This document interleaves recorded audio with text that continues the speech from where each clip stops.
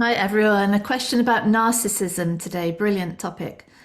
Um, Hi Claire. May I give a suggestion for a future video?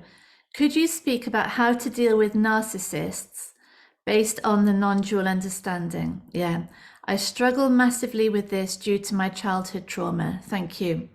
Yes, this topic of narcissism is so rich for us to look at in relation to the self and identity and needs. So narcissism is a clinical, the psychological term for a preoccupation with oneself and one's needs, often to the detriment of relationships with others and impact on others. And we've all got it. This is the thing. We are all narcissists when the thing that we believe we are is under threat. Because narcissism, this preoccupation with myself, with my needs, with my fears, my insecurities, my shame, that can come across as I think I'm so amazing. I think I'm everything. I need to be the one doing all the talking. I need to have all the attention because I'm so great. It can come across like that, but it's a survival device, isn't it? Because what happens is the development of that idea of me, and it gets developed through this sort of transfer when we're young between physical survival and survival of this representation of me. And the representation of me contains all the beliefs, all that feeling of lack, all the trauma we've experienced, the wounds we've had, the conditioning that we're not enough, we're not loved, we're incomplete, we're shameful, we're never going to get what we think we need. All of this is packed into that unquestioned idea of what we are. And when that is just taken as reality, the sort of subconscious platform of existence, I am just what I believe I am, and the world is taken as a separate external reality, to try to stabilize the identity, to try and secure it, to be validated, to get enough approval that we feel finally acceptable, to succeed enough, to have enough attention, to basically get whatever we were lacking as we were growing up. These behaviors happen and we try and draw in whatever is out there that looks like it's going to stabilize this idea of me. And it's an obsessive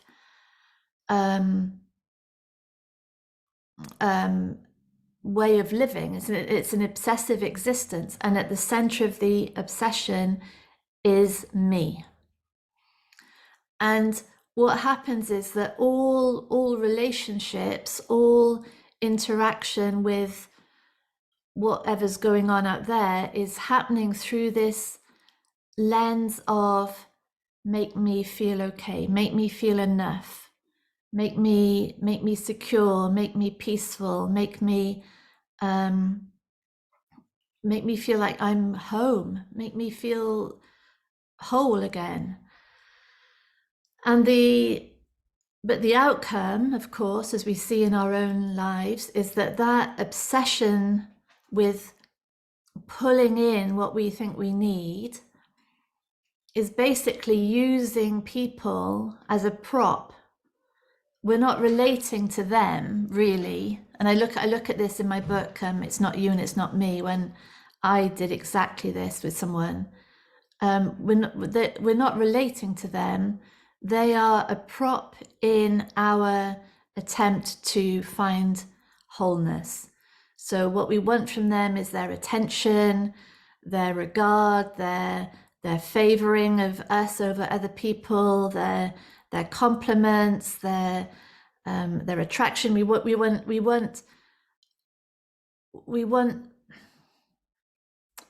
this sort of what they can give us. We don't want them.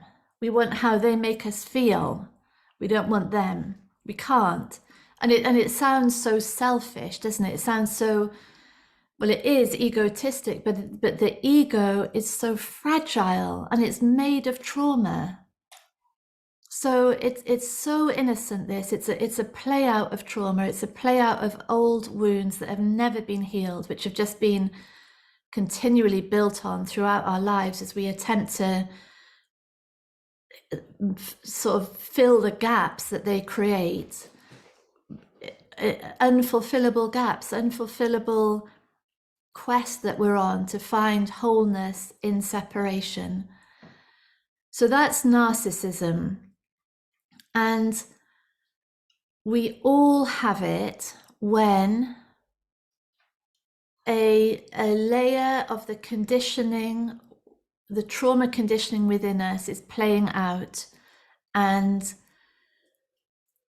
there is this overwhelming sense of need and insecurity, and it's so believed. It's not even the mind is so lost, it's not even noticed. It's just behavior happens from that space of give me what I need, give me attention, give me love, give me praise and compliments.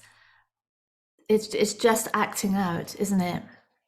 And so for us in this conversation, because now all feelings, all behavior, all experience is revealing what's going on inside, that greater neediness, the behaviors that we can see, and they are behaviors of a child, really, aren't they? Manipulation and tantrums and sulking and wheedling, complaining, whining. Those behaviors are really showing that there is a child trauma running the show. And that child trauma, which is obsessed with protection of the self, is playing out in the form of narcissism. And we all have it. And those of us who have it more than others are those of us whose identity has developed in a way that is more precarious, more insecure, more shameful, more needy, more fearful. So we can really deeply understand narcissism. The question now is, how do we relate to it? And the first point, I think, and always, this is the real gift, is where it is a mirror of us. Because what we can see, I think, very often in those moments when we're with someone their whole way of being is about them, and we're with them and we're wanting something from them. They're sort of pulling in everything that they can get to fill that unfillable hole. We're saying, no, I want your attention. I want you to ask me some questions. I want you to be interested in me. And then we really see this mirror play out, because in those moments of need, we're not complete. We're wanting these things from this other. And so the interactions become this sort of battle for attention, isn't it? A battle for reinforcement. And when we are so unconsciously playing in that battle and we're resenting that person, and we're like withdrawing, or we're in conflict, the mirror of the narcissist in our life is saying, yeah, we're exactly the same. We're exactly the same. Right now, we feel incomplete. We feel that their attention, their regard is going to somehow stabilize me. And that's a breakthrough, because that's the end of this battle. We're not locked in that anymore. There's a understanding, a deep understanding of our own needs. We see that's just the same for them. There's no difference. But for us, because it's seen, it can be parented. So it's the recognition that there's no amount of attention from that person, not even if they're our parents, not even if they're our partner or our husband or our wife, not even if they're our children. It's not going to come from them. There's no amount of attention or anything that can plug the unfulfillable sense of lack within us, lack and separation. That has to be parented by the truth of us, the spiritual maturity of us, which is unconditional love and presence, intelligence, aliveness. And in that space, these needs are allowed, they're understood.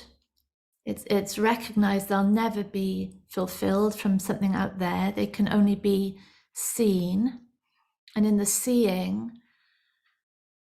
they lose their grip on the psyche, on all behavior, and they settle down. They become integrated, understood.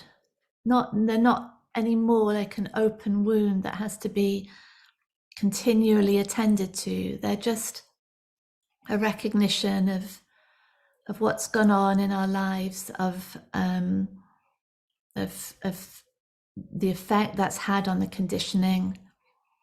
And so we heal our own narcissism through seeing it in others. It's a really powerful way.